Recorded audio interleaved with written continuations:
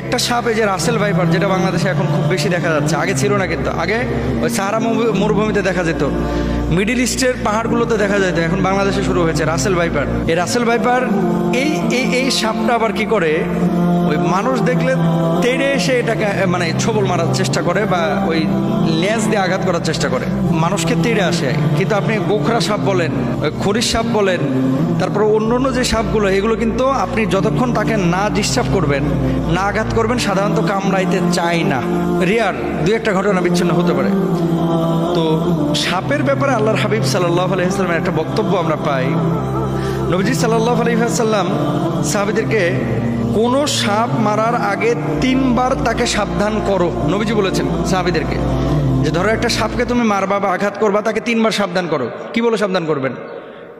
চলে যা, চলে যা, সরে যা, অথবা তাকে লাকড়ি দিয়ে, কাঠি দিয়ে চলে যেতে বাধ্য করবেন। অনেক সময় সাপ কি করে, রাস্তা হারিয়ে ফেলেছে, কোন দিকে যাবে, সে বাড়ির দিকে চলে আসতেছে তার গন্তব্য থেকে, তা আপনি সেই জায়গাটা তাকে লাঠি দিয়ে আপনি তার গন্তব্য থেকে ছুড়ে দিতে পারেন চলে যাওয়ার জন্য, বা আওয়াজ করতে পারেন। এটা নবীজির কথা কিন্তু।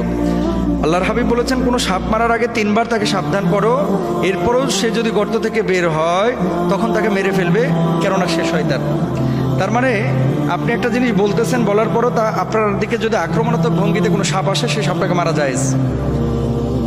সব কুকুর কিন্তু আপনাকে কামড়ায় না, কিন্তু কিছু কুকুর আছে পাগলা হয়ে গেছে, বাচ্চা দেখলেই তেড়ে যাচ্ছে, মানুষ দেখলেই কামড়ে দিচ্ছে, এরকম কুকুরকে হত্যা করা যায় আছে, এরকম কুকুরকে হত্যা করা যায়। বিড়াল হালাল প্রাণী, খাওয়া যায় না, কিন্তু পালা যায় আছে। এখন এই বিড়াল, তার নখের মধ্যে ভাইরাস অথবা শরীরের মধ্যে কোনো জীবাণু ছড়িয়ে পড়েছে। সমস্ত বিজ্ঞানীরা একমত যে এরকম যদি কোনো ক্ষেত্র তৈরি হয়, তাহলে সেই প্রাণীটা ধরেন আঁচড় দিলে আপনি আক্রান্ত হয়ে যাওয়ার বা মারা যাওয়ার সম্ভাবনা আছে, আপনার ভিতরে জলাতঙ্ক রোগ চলে আসতে পারে। এরকম কোনো যদি বিষয় ঘটে, তাহলে সেক্ষেত্রে মারা যায় যাচ্ছে নবীজির হাদিস অনুসারে। কিন্তু রাত্রিকালীন সময় আপনার পেছন দিয়ে বিড়াল আসতেছে অথবা একটা সাপ দেখেছেন, মেরে ফেলবেন, এটা কিন্তু নবীজি বলেন নাই।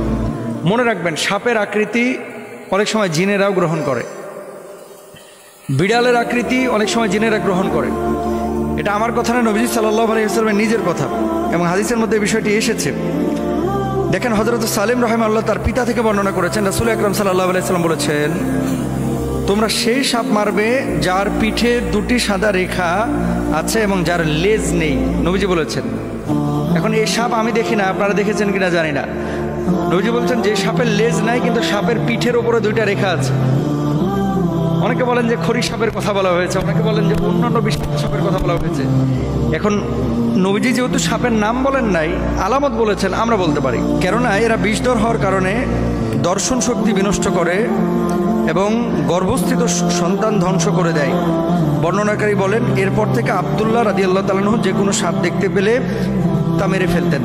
একবার আবু লুবাবা রাদিয়াল্লাহু তাআলা আনহু অথবা যায়েদ ইবনে খাওয়াব রাদিয়াল্লাহু তাআলা আনহু তাকে একটি সাপ মারতে উদ্যত দেখে নবীজি সাল্লাল্লাহু আলাইহি ওয়াসাল্লাম মানে তাকে সাপ মারতে উদ্যত দেখলেন। তারপরে নবী করিম সাল্লাল্লাহু আলাইহি ওয়াসাল্লাম ঘরে বসবাসকারী সাপ মারতে নিষেধ করেছেন।